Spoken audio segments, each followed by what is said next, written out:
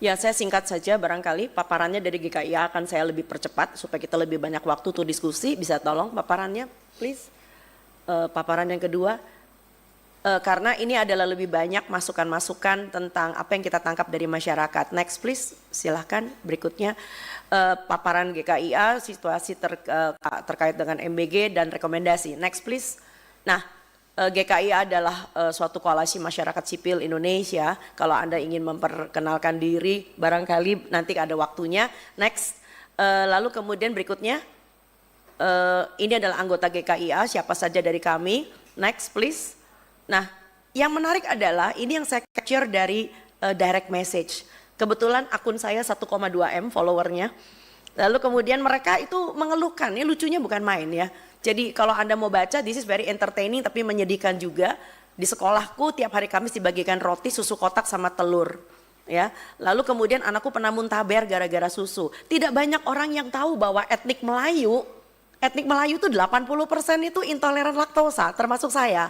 Ya, jadi Anda bisa bayangkan bahwa menurut Permenkes tahun 2014, udah 11 tahun loh. Ya, Permenkes nomor 41 2014 bisa dicatat, bisa dicari dokumennya. Kita itu udah keluar dari 4 sehat 5 sempurna. Saya nggak tahu apakah anggota dewan yang terhormat masih tahu itu, bahwa kita udah lewat dari 4 sehat 5 sempurna. So, susu adalah bagian dari protein hewan yang tidak penting banget. Selama di situ ada telur, ada ikan, ada daging, negara kita kurang apa lagi?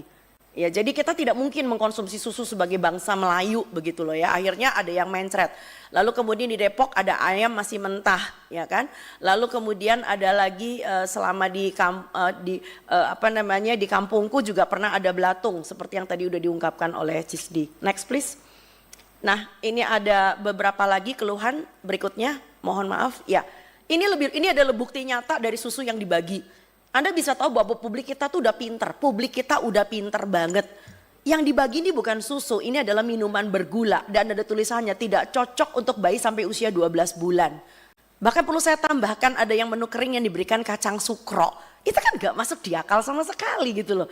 Dan kacang sukro juga ada tulisannya karena mengandung aspartam. Tidak cocok untuk balita dan ibu hamil dan dibagikan.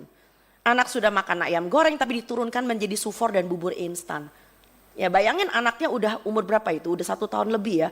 Tapi lalu kemudian dibagi-bagi MBG-nya dalam bentuk bubur instan.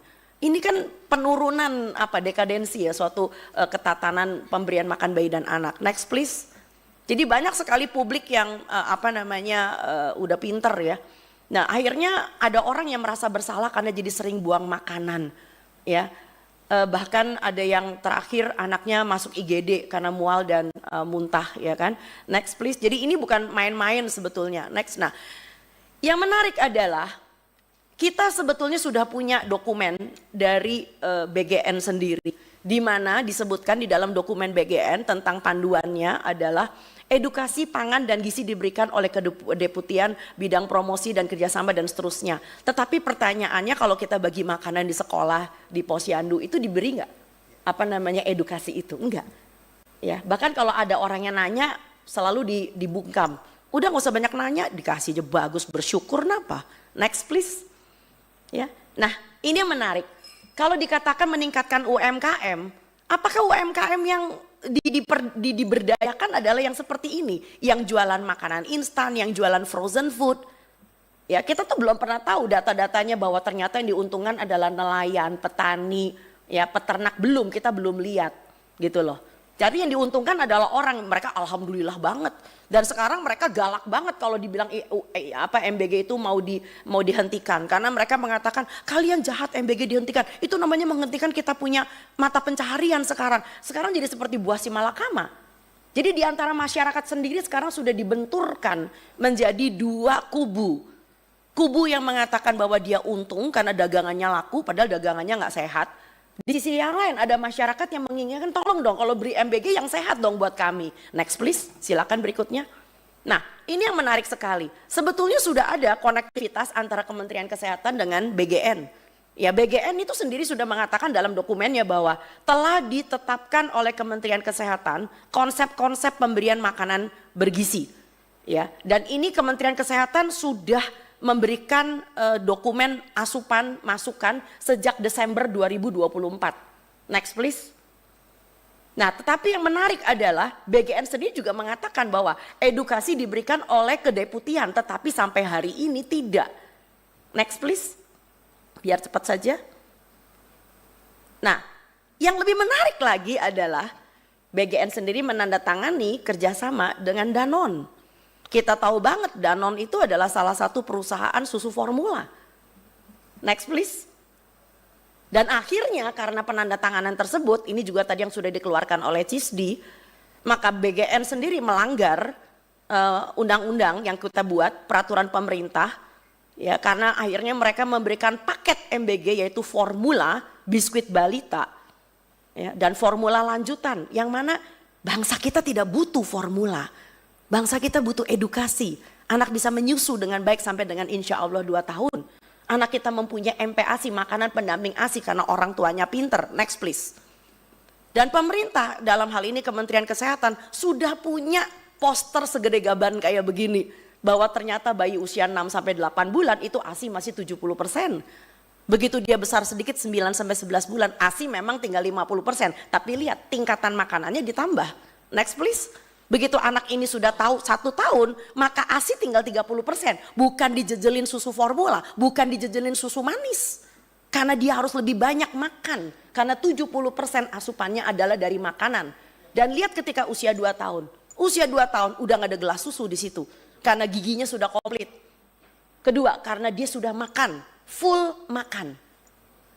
Jadi bukan karena hal-hal tertentu maka anak-anak ini lalu diberikan kemasan. Bahkan produsen susu formula sendiri sudah menulis di kerdusnya, ASI adalah yang terbaik. Kenapa nggak dibaca? Ya, jadi saya tidak mau BGN itu lalu membenturkan dengan konsep-konsep PMBA yang memang sudah ada. Dan kami para nakes juga termasuk teman-teman bidan dan teman-teman promkes, tenaga pelaksana gizi di lapangan dan para perawat, itu kita sudah mati-matian mengajar masyarakat selama 80 tahun kita merdeka. Dan sekarang dihabiskan hanya karena supaya produk-produk instan ini merajalela. Next please.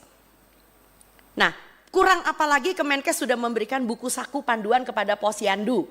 Posyandu memberikan ada 2. Yang pertama adalah makanan pemberian makanan tambahan yang sifatnya penyuluhan yang tiap bulan. Barangkali Bapak Ibu tahu yang tiap bulan penimbangan dapat telur, dapat bubur kacang hijau. Dan sekarang sudah ditegaskan PMT penyuluhan yang disarankan apa, yang tidak disarankan apa. Yang tidak disarankan termasuk biskuit dan aneka nanana dan sebagainya. Dan yang disarankan adalah protein yang kaya dengan protein hewani terutama, dibuat secara lokal.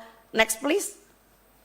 Nah, bahkan sudah diberikan contoh resep makanan tambahan penyuluhan.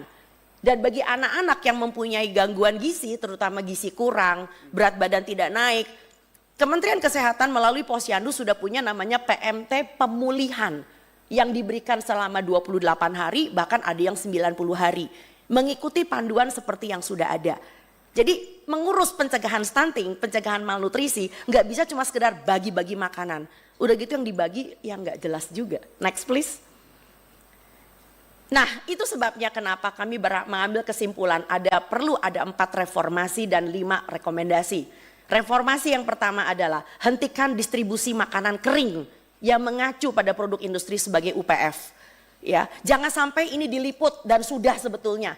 Tapi yang diliput baru tentang keracunan ya di media ABC dari Australia dan Reuters. Itu media asing udah menyorot nih, malu kita, sungguh mati malu. Kedua, hentikan operasional SPPG yang potensial. Yang potensial aja itu sudah harus dihentikan. Apalagi nomor 3 yang sudah bermasalah. Banyak masyarakat menanyakan, dok emang di SPPG nggak ada ahli gizi? Ada, tapi setelah teman-teman kami yang lebih senior datang ke SPPG, ya Allah ahli gizinya baru lulus. Dan lebih lucu lagi mereka nggak ngerti kalau ditanya apa itu HACCP. Hah? HACCP, hewan apa itu? Loh ya ahli gizi orang ngerti. Ya emang jam terbangnya masih kurang. HACCP mereka nggak ngerti, ya. Lalu kemudian apalagi bicara tentang UPF. Jadi kenapa Anda lihat itu yang sering kali ditayangkan oleh SPPG itu biasanya cuma hitung-hitungan kalori. Kalorinya cukup, tapi kualitasnya, ya anak sekarang ngomong katanya kualitasnya ngehe. Nah yang keempat adalah terapkan sistem monitoring, evaluasi dan supervisi yang akuntabel. Ini tidak ada. Dan kami mengajukan 5 rekomendasi. Rekomendasi yang pertama, wilayah 3T. Ya, saya pernah satu platform dengan salah seorang dari kantor komunikasi presiden di Kompas TV. Saya sempat nyecer, rame itu di Kompas TV ketika pertama kali MBG berjalan. Saya tanya, kenapa sasarannya bukan daerah 3T? Alasan beliau adalah karena strukturnya belum siap. Oh baiklah, mari kita tunggu. Ditunggu sampai bulan September, tetap masih belum siap. Ini mau sampai kapan? Karena target yang sebenarnya adalah orang-orang daerah 3T yang sekolah mesti nyebrang pakai getek, yang gurunya mesti pakai eretan, yang kalau hujan lalu sekolahnya banjir. Di wilayah 3T, dan tentu saja karena 3T nggak bisa membangun dapur SPPG mewah yang harganya miliaran, maka kita harus membina kantin sekolah. So adakan modifikasi MBG, jadi jangan kekeh keras kepala batu harus pakai SPPG. Yang modalnya sekian miliar, yang harus mempunyai kulkas terbuat dari stainless whatever lah. Ya tapi kan kantin bisa diberdayakan. Ya latih, didik dan awasi para pemilik kantin. Kedua, kerjasama sekali lagi bangun dengan Dinkes, kerjasama dengan puskesmas. Karena kesehatan lingkungan puskesmas itu adalah bagian dari wilayahnya. Sebagai layanan supervisi, monitoring dan evaluasi. Bukan dengan BPOM. Ya jelas dia kerjasama sama BPOM yang dibagi susu berkemasan sih. Yang ketiga, transparansi keuangan. Di mana dapur dan penyedia diketahui publik. Nggak diem-dieman. Yang keempat, buktikan bahwa terjadi edukasi makanan bergizi. Karena ini adalah janji dari BGN. Supaya masyarakat kita tuh bisa, anak-anak itu nggak buang-buang sayur. Kalau sayurnya nggak doyan, nggak semua sayur berdaun kan. Ada yang namanya wortel, ada yang namanya labu siem. Ya, nggak semua sayur berdaun gitu. Lalu kemudian libatkan bekerja sama dengan tenaga pelaksana gizi puskesmas. Ya, TPG kita tuh marah-marah loh. TPG kita mengatakan kita kayak dicuekin kayak pot kembang, cuma taruh di pinggir aja. Dan guru-guru lebih kesian lagi, sekarang punya istilah baru, Master of bagi-bagi makanan. Udah gitu kalau traynya hilang disuruh bayar 80.000, astagfirullah. Yang ketiga, alokasikan menu lokal sebagai 80% isi MBG di seluruh wilayah. Ya, saya pengen anak Papua bisa makan ikan kuah asam. Saya pengen anak Sulawesi bisa makan kapurung. Tapi yang terjadi dari Lokna sampai dengan Papua yang dibagi adalah burger, di mana tepung terigu tidak pernah tumbuh di bumi Indonesia. Nggak ada anak muda yang tahu bahwa gandum tidak tumbuh di bumi Indonesia. Dibagi spaghetti, dibagi bakmi gacoan. Oh my God. Ya, dan maaf ya, itu isi burgernya itu kastanisasi juga. Kalau yang dekat dengan pusat supaya kelihatan bagus, dikasih kayak chicken katsu. Tapi coba kalau yang di daerah, yang SPPG-nya juga agak sedikit main. Dikasih itu loh, benda tipis berwarna pink. Saya aja nggak pernah mengatakan ini adalah daging olahan. Saya aja nista bilang itu daging olahan. Saya nggak tahu itu produk apaan. Itu rasanya kayak karton warnanya pink. Dan buat lucu-lucuan nih, lalu anak-anak disuruh, oke, do it your own. Ya DIY. Susunnya, ada sayurnya. Astaga, kan bukan itu tujuan MBG. Punten. Ya, dan akhirnya apa? Ini mau sampai kapan makannya burger? Gitu loh ya. Jadi saya setuju bahwa ada anak yang tidak suka dengan pangan lokal. Karena mereka tidak terbiasa. Tapi bukan berarti lalu request anak-anak. Lalu dijawab oleh dapur. Ya wis loh, nek requestnya ngono ya kuis wae ora popo. Lah kalau requestnya cilok, mati kita. Boleh nggak ciloknya dimodif menjadi bakso ikan? Itu kan kalau ininya cerdas kan bisa jalan gitu loh. Ya tapi mau ngomong apa kalau SPPG-nya ditekan? Mau ngomong apa kalau SPPG-nya isinya adalah ahli gizi yang begitulah, you know. Punten, saya rasa ini saja dari kami. Kita kembalikan kepada Pak Pimpinan.